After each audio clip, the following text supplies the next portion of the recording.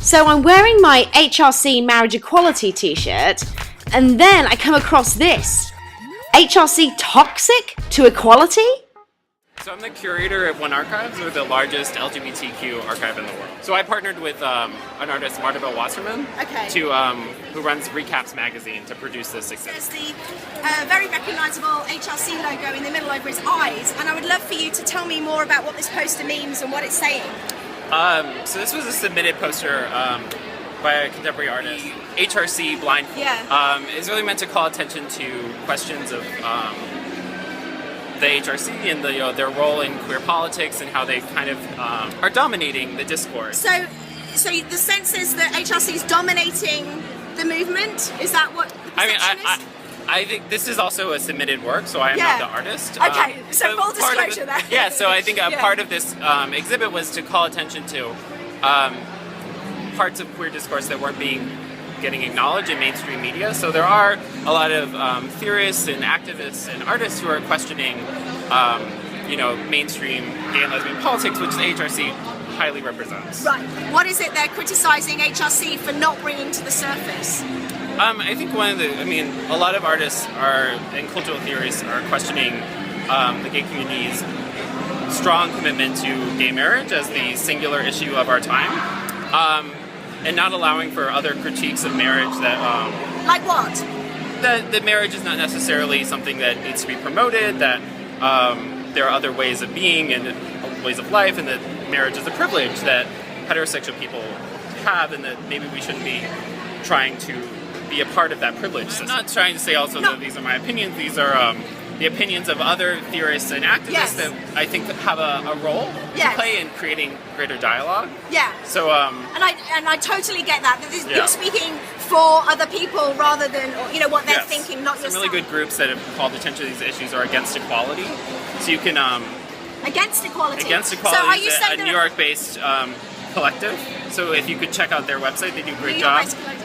Dean Spade is a theorist and an activist. Yeah. He's written a lot of great things about that. The chart over here is from him. So he's a member of the LGBT community, but feels that the LGBT community doesn't deserve or need to have the same privilege or rights as heterosexual people. I think that a lot of these people question the ways in which we are producing a movement that is trying to buy into the privileges that, So basically we're trying to become straight? Pretty much. So, that's the great, is it boring just for a Blender poster? Which one? Did you see that? The Blender?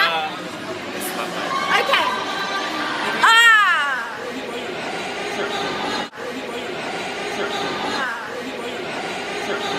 Okay, in a nutshell, I just want to say what the artist is saying is that why is the LGBT community trying to conform and become the same as the heterosexual community?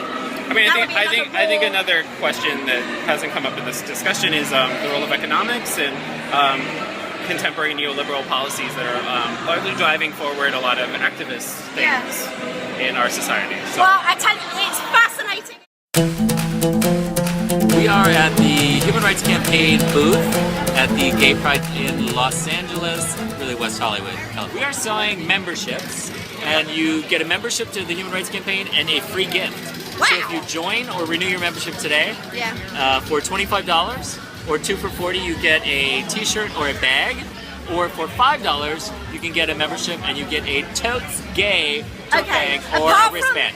Forget the freebies, forget the tote bag, forget all this stuff. Why would anyone want to have a membership at the Human Rights Campaign?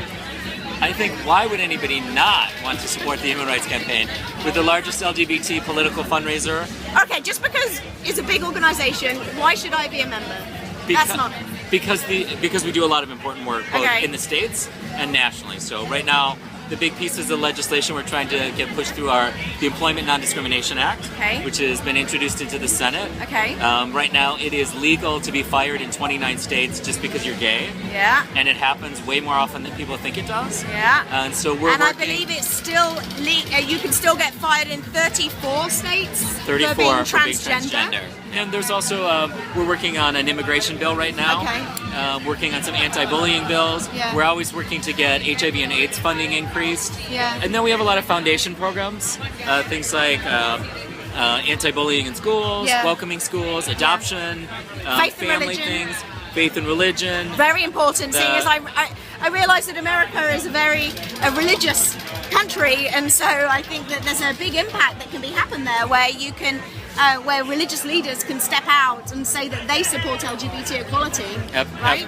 Absolutely, and we actually do a really good job of reaching out, doing outreach into those communities, Yeah. bringing faith leaders to Washington D.C. and teaching them how to lobby, and working with them. We do a lot of lobby days for faith and religion, Well, and networking with religious It sounds organizations. like HRC is doing a tremendous amount of work on many different things, not just marriage.